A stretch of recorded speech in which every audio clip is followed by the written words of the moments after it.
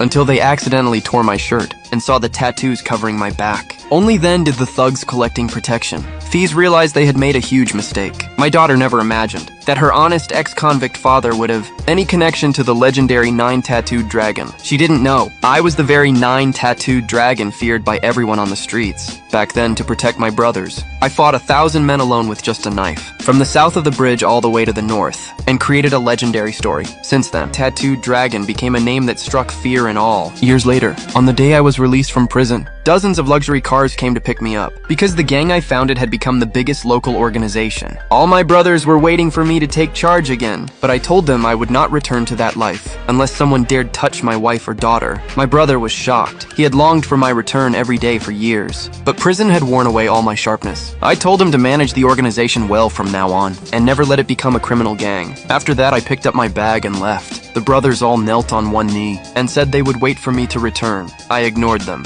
and walked home. But just as I arrived, I heard my daughter complaining to my wife. She said she would never go pick up some embarrassing ex-convict. At that moment, my wife noticed I had come home early. I wasn't angry at my daughter's words, because over the years, I was afraid of bringing trouble to them. So I told my wife to say I was jailed for stealing. But that lie caused my daughter to be mocked at school. So she always treated me with coldness. She threw out the words that she would never have such a useless father, and turned to leave. My wife told me. Our daughter had a stomach issue that day, because the school cafeteria often used spoiled meat. She and her friends had just reported the cafeteria, but they didn't know. The cafeteria owner had already found out they were behind it, and was preparing to take revenge. So I set up a food stall outside the school, to make sure the students and my daughter had safe meals. That's why I made the decision. But my daughter thought it was shameful that I was selling food at the gate. I didn't blame her. After all, I owed her too much over the years. I told her there was nothing shameful about earning money with my own hands. What mattered was that she could eat clean food from now on. As I spoke, I handed out food to her classmates, but she angrily threw it away, saying she would never eat food made by a convict. Her classmates laughed at me too, saying I got over 10 years for stealing and that was pathetic. Their idol 9-tattooed dragon had taken on 1,000 men,